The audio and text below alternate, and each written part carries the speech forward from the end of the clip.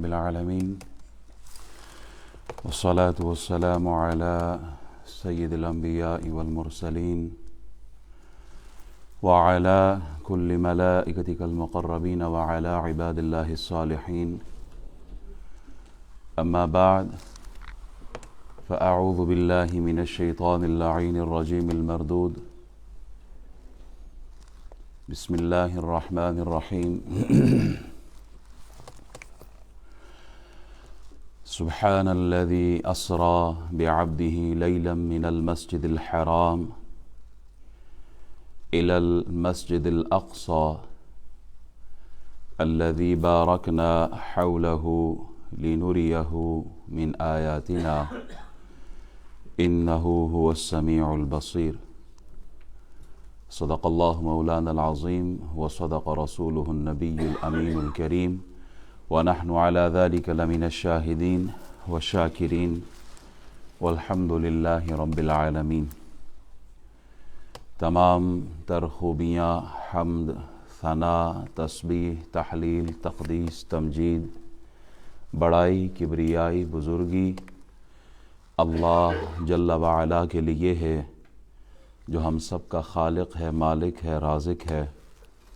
درود، سلام بے حد بے حساب اپنے آقا و مولا جناب محمد الرسول اللہ صلی اللہ علیہ وسلم کی بارگاہ میں پیش کرتے ہیں، جو ہم سب کے آقا و مولا ہیں، رحمت للعالمین، شفیع المذنبین، خاتم النبیین ہے. اللہ کریم ہم سب کا جمعۃ المبارک کے اس خوبصورت دن، خوبصورت گھڑیوں میں مسجد میں اول وقت میں آنا، بیٹھنا، سننا، سنانا اپنی بارگاہ میں قبول اور منظور فرمائے.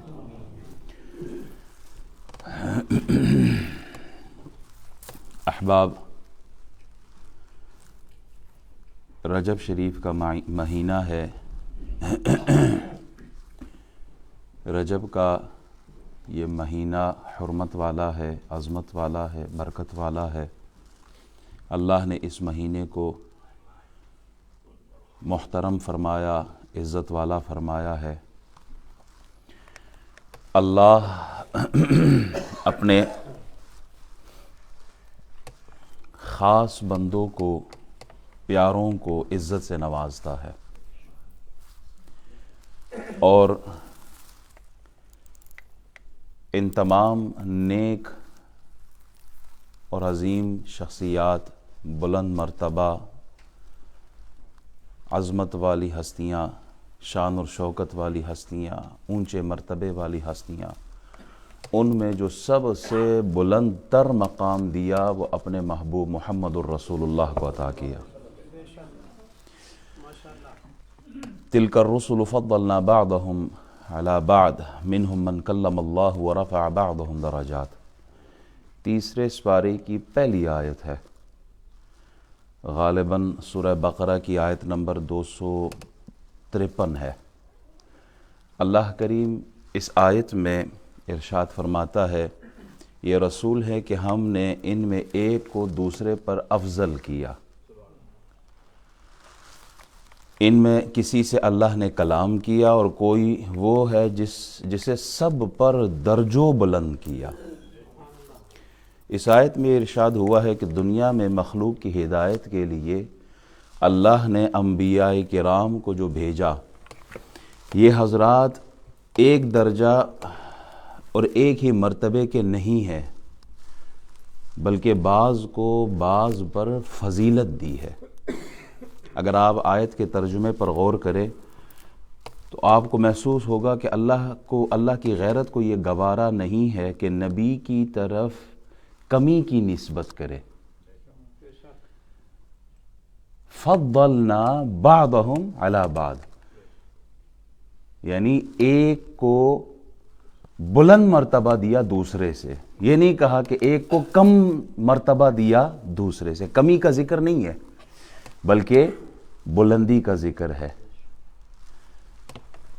تو نبیوں کی طرف کمی کی نسبت نہیں کرنی چاہیے. اگر کمی کی نسبت کرنا مقصود ہوتی تو اللہ خود ان آیتوں میں فرما دیتا. نبیوں کی عزت ہے، کسی کو اللہ نے کلیم اللہ بنا دیا، کسی کو خلیل اللہ بنا دیا، کسی کو صفی اللہ بنایا، کسی کو روح اللہ بنایا، کسی کو نجی اللہ بنایا، اور اپنے حبیب کو حبیب اللہ بنایا ہے۔ بعض پیغمبر ایسے تشریف لائے جن کو بہت سے درجات پروردگار نے عطا کی ہیں۔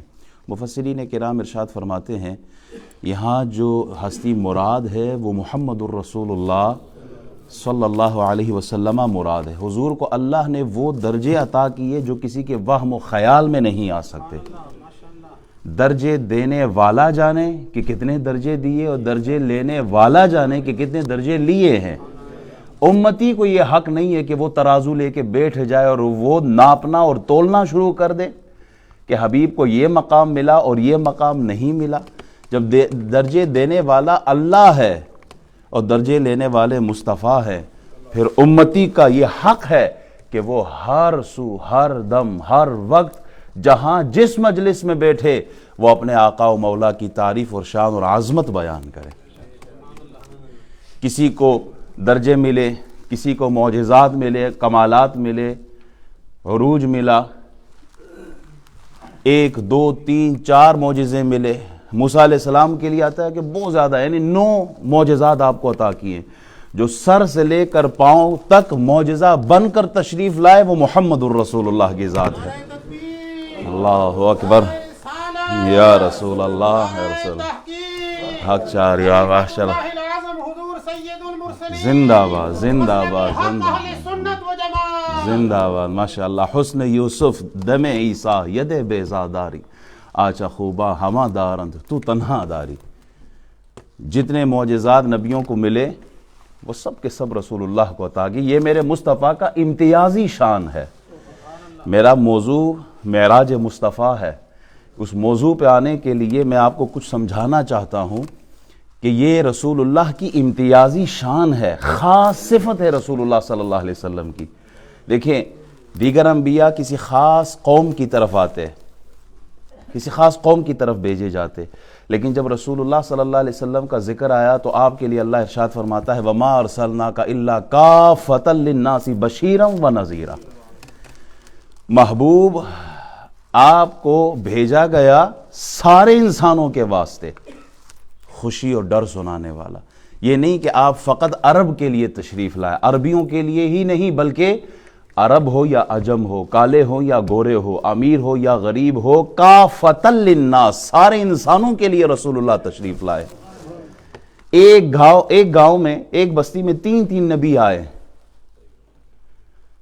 سورہ یاسین آپ پڑھتے ہوں گے نا، اذ ارسلنا الیہم اثنین فکذبوہما فعززنا بثالث فقالوا انا الیکم مرسلون۔ اللہ فرماتا ہے نا، میں نے گاؤں کی طرف 2 نبی بھیجے، ان کو جھٹلایا گیا، پھر ایک اور نبی گیا، تو ایک گاؤں کی طرف، ایک قوم کی طرف کتنے نبی؟ 3 نبی تشریف لے جاتے۔ لیکن جب محمد الرسول اللہ کی باری ہے، یہ نہیں فرمایا کہ صرف مکے والوں کے لیے ہے، ایک گاؤں کے لیے یا مدینے والوں کے لیے، فرمایا حبیب نہیں، یا ایہا الناس، آپ فرما دو قل یا ایہا الناس انی رسول اللہ الیکم جمیعا، اے انسانوں میں تم سب کے لیے رسول بن کر تشریف لایا ہوں۔ رسول اللہ صلی اللہ علیہ وسلم سارے انسانوں کے لیے تشریف لائے ہیں۔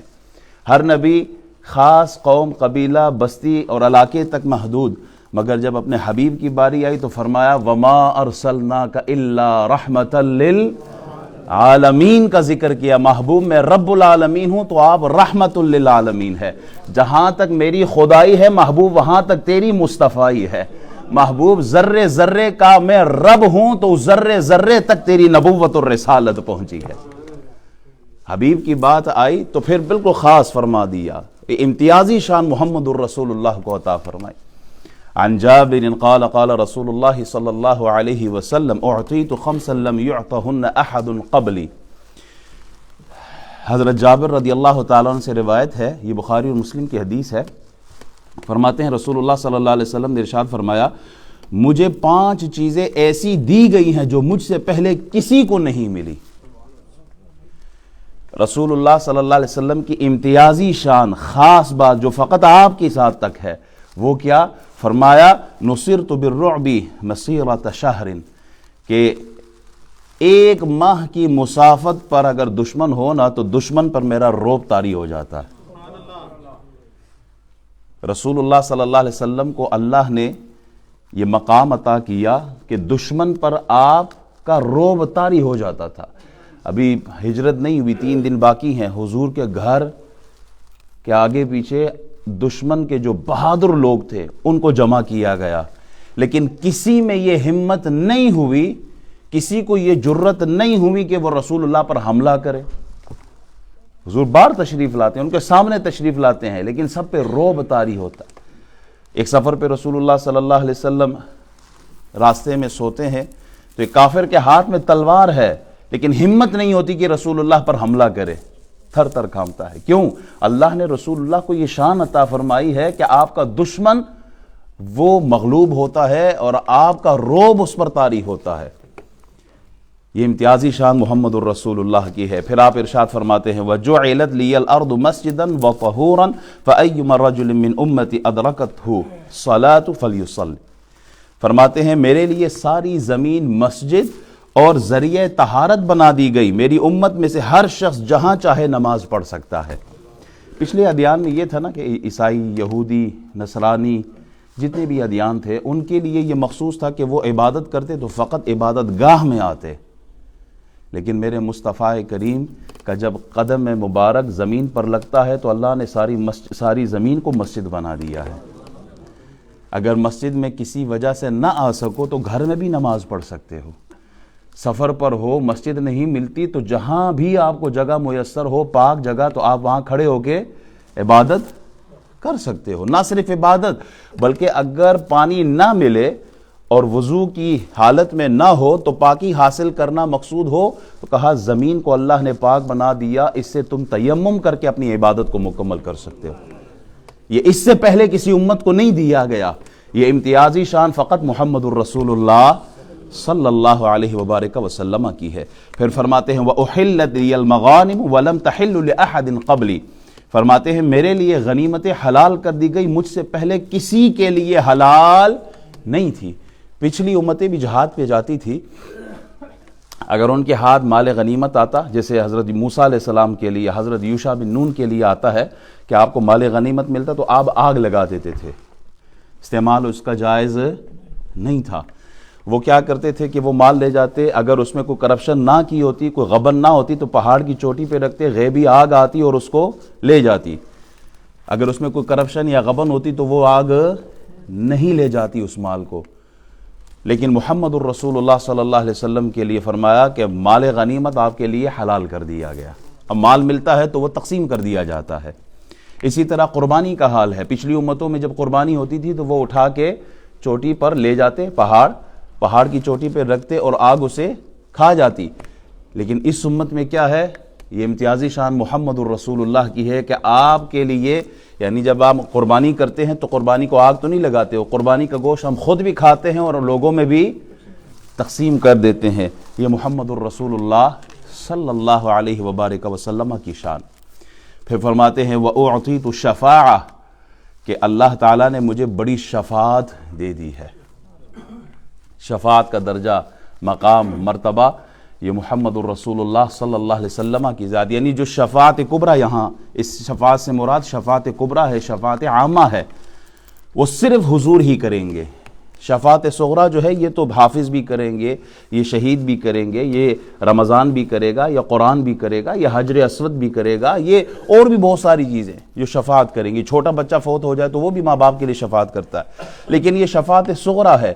شفاعت کبریٰ فقط محمد الرسول اللہ صلی اللہ علیہ وسلم کی ذات فرمائیں گے۔ حضرت ابو موسیٰ اشعری رضی اللہ تعالیٰ عنہ فرماتے ہیں حضور علیہ السلام نے فرمایا مجھے اختیار دیا گیا کہ آدھی امت کو بخشوا لوں یا شفاعت کا حق لے لوں۔ حضور کو چوائس دی گئی کہ آپ یا تو شفاعت لے لیں یا آپ کی آدھی امت کو ہم بخش دیتے ہیں، آدھی کا حساب ہوگا۔ پھر رسول اللہ صلی اللہ علیہ وسلم نے آدھی امت نہیں بلکہ آپ نے فرمایا مجھے شفاعت کا حق دے دے،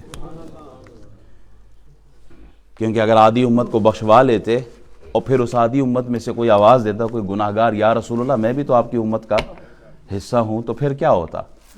رسول اللہ صلی اللہ علیہ وسلم نے شفاعت کا حق لیا کیونکہ یہ شفاعت زیادہ عام اور زیادہ کفایت کرنے والی ہے، یعنی حد بندی نہیں ہے یہاں پر۔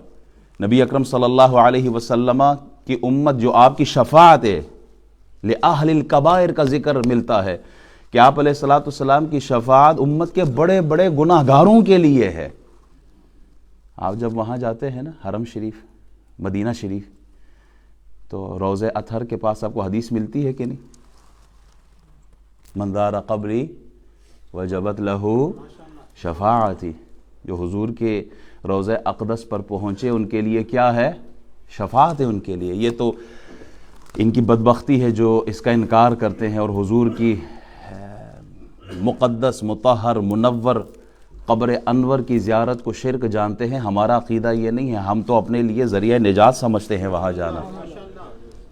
ہم اہل سنت و جماعت، ہمارا عقیدہ مسجد نبوی کی زیارت بھی ہے، حرم شریف جانا بھی ہے، کوئی شک نہیں ہے، لیکن ان کے تو فعل حج بھی خدا نے کرا دیے۔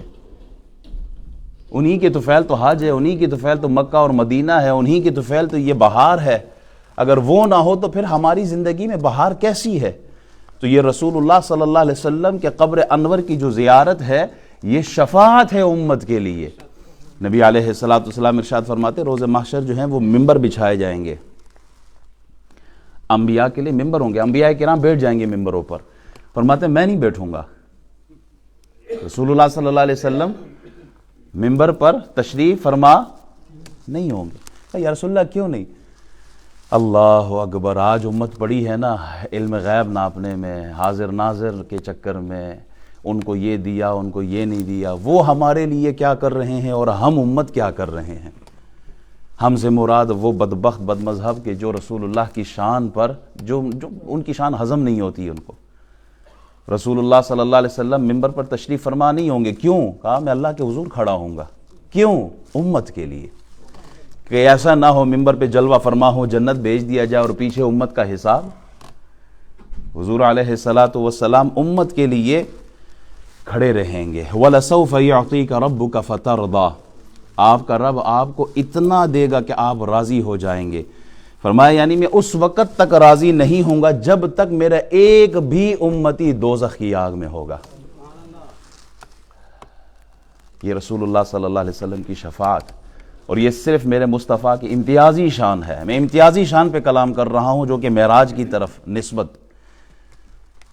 یہ شان میرے مصطفیٰ کی ہے۔ آدم علیہ السلام سے لے کر عیسیٰ علیہ السلام تک سب کے پاس جائیں گے نا امتی، جواب کیا ہوگا؟ اذهبوا الى غیری، یعنی نبی کیا کہیں گے؟ جاؤ غیر اللہ کے پاس جاؤ۔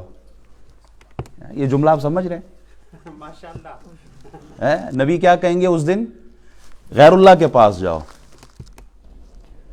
جو ڈائریکٹ بھیجنے والے ہوتے ہیں ان سے سوال ہے، اس دن تو رب، یہاں تو رب غائب ہے نا، وہ تو موجود ہوگا، اس وقت کسی میں رب کے پاس ڈائریکٹ جانے کی ہمت نہیں ہوگی، نبی بھی نہیں جائیں گے، وہ بھی کہیں گے اذهبوا الى غیری، کسی اور کے پاس جاؤ، کسی اور کے پاس جاؤ۔ جناب عیسیٰ فرمائیں گے وہ محمد الرسول اللہ کے پاس جاؤ، اور حضور یہ نہیں فرمائیں گے اذهبوا الى غیری، بلکہ آپ فرمائیں گے انا لہا، آؤ میں ہوں ہی اس دن کے لیے۔ فقط اتنا سبب ہے انعقاد بزم محشر کا کہ ان کی شان محبوبی دکھائی جانے والی ہے۔ 1,24,000 کم و بیش انبیاء کے جلوے دیکھو، سب کے پاس بھیجا، آخر میں محمد الرسول اللہ کے پاس کیوں؟ کہا جو سب کے شان دیکھ لو اور سب کے جلوے دیکھ لو، وہ سارے جلوے جو ایک ذات میں نے سمیٹ کے رکھے ہیں وہ محمد کا چہرہ ہے، اور وہی دکھانا مقصود ہے آج، وہی دکھانا مقصود ہے آج۔ تو رسول اللہ صلی اللہ علیہ وسلم کا یہ امتیازی شان ہے، یہ خاص صفت ہے آپ کی کہ آپ اس دن فقط آپ ہی ہوں گے۔ ہم ساری عمر سر سجدے میں رکھ کر اللہ سے مانگتے ہیں، لیکن کبھی آواز نہیں آتی ارفع راسک، سر اٹھاؤ اپنا، کبھی کسی کو کوئی آواز نہیں آئی ہے۔ یہ شان فقط امتیازی محمد الرسول اللہ کی ہے۔ آپ سر سجدے میں رکھیں گے، ارفع راسک محمد، آپ سر اٹھائیے، ان کا ایک سجدہ ساری امت کے لیے کفایت کر جائے گا، ان کا ایک سجدہ، بلکہ ان کی شان تو وراء الورا ہے۔ حضور فرماتے ہیں فقط میرا ایک عثمان 70,000 کی شفاعت فرمائے گا۔ حضرت عثمان غنی 70,000 ایسے بندے جن پر جہنم واجب ہے، ان کی شفاعت فرما کر جہنم سے نکال کر جنت کا راہی بنائیں گے۔ وہ ویسے قرنی جنت کے دروازے پہ کھڑے ہو کے دعا کر کے ان کے وسیلے سے، ان کی دعا سے، ان کی برکت سے ہزاروں لوگوں کی شفاعت ہوگی اور وہ جنت کے مسافر بنیں گے۔ جب یہ شان ہے خدمت گاروں کی تو سردار کا عالم کیا ہوگا۔ حدیث کا اگلا حصہ فرماتے نبی علیہ الصلوۃ والسلام وَكَانَ النَّبِيُّ يُبْعَثُ إِلَىٰ قَوْمِهِ خَاصَّةً وَبُعِثْتُ إِلَى النَّاسِ عَامَّةً، فرمایا نبی خاص اپنی قوم کی طرف بھیجے جاتے ہیں، میں سارے انسانوں کی طرف بھیجا گیا۔ پھر اگلا حصہ، یہ حدیث کا جو ٹکڑا بھی بیان کر رہا ہوں یہ مسلم شریف کی حدیث میں سے ہے۔ وہ فرماتے ہیں جوامع الکلم، رسول اللہ صلی اللہ علیہ وسلم کو اللہ نے یہ امتیازی شان عطا فرمائی تھی کہ آپ کے الفاظ تھوڑے اور معانی سمندر کی طرح، کہتے ہیں نا کہ کوزے میں سمندر کو قید کرنا، یہ لفظ آپ نے سنا ہوگا نا، کوزے میں بند کرنا، سمندر کو کوزے میں بند کرنا۔ رسول اللہ صلی اللہ علیہ وسلم کو اللہ نے یہ خوبی عطا فرمائی تھی کہ آپ کے الفاظ تھوڑے ہوتے تھے لیکن معانی کا سمندر ہوتا تھا اس میں۔ علماء فرماتے اس کی مثال دیتے ہیں نا کہ انما الاعمال بالنیات، چھوٹا سا 4 لفظوں کا یہ 4 لفظوں کی ایک حدیث ہے لیکن اس میں سمندر بند کر دیا رسول اللہ صلی اللہ علیہ وسلم نے، علم کے موتی اس کے اندر رکھے ہیں۔ ساری زندگی بندہ عمل کرتا رہے لیکن نیت ٹھیک نہ ہو اس کو کوئی فائدہ ہے نہیں۔ حضور فرماتے ہیں اعمال کا دار و مدار کس پر ہے؟ نیت پر۔ پھر نبی علیہ الصلوۃ والسلام ارشاد فرماتے ہیں من حسن الاسلام ترک ما لا یعنی، تمہارے اسلام کا حسن یہ ہے کہ تم فضول باتیں لا یعنی کلام کو چھوڑ دو، یہ اسلام کا حسن ہے۔ 10 گھنٹے کی تقریر ایک طرف، یہ ایک جملہ ایک طرف ہے، آدمی جب فضول کلام چھوڑ دیتا ہے بہت سارے گناہوں سے پاک ہو جاتا ہے۔ حضور فرماتے ہیں نا 2 ہونٹوں اور 2 ٹانگوں کے درمیان تم مجھے ان کی ضمانت دو، میں تمہیں جنت کی ضمانت دیتا ہوں۔ میں 10 گھنٹے کی تقریر کر رہا ہوں ایک طرف لیکن رسول اللہ کی یہ ایک حدیث ایک طرف، معنی اس میں، اس پر غور کریں آپ۔ آدمی جب گناہ کو چھوڑ دیتا ہے تو جنت کی ضمانت رسول اللہ دے رہے ہیں۔ لا یؤمن احدکم حتی یحب لاخیہ ما یحب لنفسہ، یہ بھی حدیث رسول اللہ صلی اللہ علیہ وسلم۔ بندہ کامل ایمان والا نہیں ہو سکتا جب تک کہ وہ چیز جو اپنے لیے پسند کرتا ہے وہ اپنے بھائی کے لیے بھی پسند کرے۔ اگر وہ چیز جو اپنے لیے پسند کرے بھائی کے لیے پسند نہ کرے، یہ مومن نہیں ہو سکتا، کامل ایمان والا نہیں ہو سکتا۔ عزت میں اپنے لیے پسند کرتا ہوں تو اپنے ایماندار بھائی کے لیے بھی پسند کروں، حلال رزق میں اپنے لیے پسند کرتا ہوں اپنے بھائی کے لیے بھی پسند کروں۔ میں اپنے اوپر کوئی تہمت برداشت نہیں کر سکتا تو اپنے بھائی کے اوپر بھی تہمت برداشت نہ کروں۔ میں اپنی غیبت برداشت نہیں کر سکتا تو اپنے بھائی کی غیبت بھی برداشت نہ کروں۔ کیوں؟ کہا یہ ایمان کا تقاضا ہے، ایمان کا مطلب ہی یہی، کامل ایمان والا وہ ہے جو دوسرے کا بھی خیال رکھے۔ اسی طرح نبی علیہ الصلوۃ والسلام کی ایک اور حدیث ہے نا کہ دین کی حقیقت خیر خواہی ہے، خیر خواہی دین کی حقیقت۔ آپ بڑے آپ کو دیندار سمجھتے ہو لیکن آپ دوسرے کے لیے خیر خواہ نہیں ہو، دوسرے کے حق میں بہتر نہیں ہو تو آپ کا دیندار ہونا بھی کوئی معنی نہیں رکھتا۔ اسی طرح نبی علیہ السلام ارشاد فرماتے ہیں ختم بہ النبیون، آپ علیہ الصلوۃ والسلام خاتم النبیین ہے، آپ کے بعد کوئی نیا نبی نہیں ہے۔ جناب عیسیٰ آئیں گے تو وہ بھی اس شریعت پر عمل کریں گے، کوئی نیا دین یا نئی کتاب یا نئی شریعت نہیں لائیں گے۔ کیا خبر کتنے تارے کھلے چھپ گئے پر نہ ڈوبے نہ ڈوبا ہمارا نبی۔ آپ علیہ الصلوۃ والسلام خاتم النبیین، تاجدار ختم نبوت، زندہ باد، یہ ہمارا عقیدہ ہے اور یہی زندہ باد کہنا ہی ہماری آخرت میں نجات کا سبب ہوگا کہ یا رسول اللہ جہاں جھوٹے مدعیان نبوت تھے اور ان کو ماننے والے تھے، ہم نے اس دن بھی اس کا انکار کیا تھا کہ یہ جھوٹے نبی نہیں ہو سکتے۔ ہمارے آقا ما کان محمد ابا احد من رجالکم ولکن رسول اللہ وخاتم النبیین، آپ خاتم النبیین ہیں۔ زندہ ماشاء اللہ، زندہ باد زندہ باد زندہ باد زندہ باد زندہ باد ماشاء اللہ۔ جناب آدم علیہ السلام کو فرشتوں نے ایک بار سجدہ کیا اور محمد الرسول اللہ کی امتیازی شان یہ ہے کہ صبح قیامت تک درود یہی فرشتے بھیجتے رہیں گے۔ عیسیٰ علیہ السلام کی والدہ پر تہمت لگی تو عیسیٰ علیہ السلام نے ان کی عصمت، عزت، ناموس پر گواہی دی، لیکن جب بات محمد عربی کے گھر پر آئی تو اللہ نے قرآن کی 18 آیتیں نازل فرما کر حضرت عائشہ صدیقہ کی طہارت، عظمت، ناموس کی حفاظت کی گواہی خود اللہ دے رہا ہے۔ یہ امتیازی شان محمد الرسول اللہ صلی اللہ علیہ وسلم کی ہے۔ دنیا میں احترام کے قابل ہیں جتنے لوگ، میں سب کو مانتا ہوں مگر مصطفیٰ کے بعد۔ سب کی عظمت ہے، سب کا مقام ہے، سب عظیم تر ہستیاں، مگر لا یمکن الثناء کما کان حقہ، بعد از خدا بزرگ توئی قصہ مختصر، انا اعطیناک الکوثر۔ یہ میرے مصطفیٰ کی امتیازی شان ہے، ہر طرح کا کمال ہو، عظمت ہو، مقام مرتبہ ہو، کثرت کے ساتھ اللہ نے عطا فرما دیا۔ ورفعنا لک ذکرک، یہ میرے مصطفیٰ کی امتیازی شان ہے، آپ کے ذکر کو اللہ نے بلند کر دیا۔ مختصر یہ، سارے نبیوں نے اللہ کی وحدانیت کی گواہی دی جبریل سے سن کر، سارے نبیوں نے اللہ کے واحد ہونے کی گواہی سن کر دی ہے جبریل سے سن کر، اور فقط ایک ایسی ہستی ہے جنہوں نے اللہ کی وحدانیت، اللہ کے وجود، اللہ کے ایک ہونے پر گواہی دی خود سر کی آنکھوں سے دیکھ کر، اور وہ ہستی ایک ہی ہے، محمد الرسول اللہ صلی اللہ علیہ وبارک وسلم۔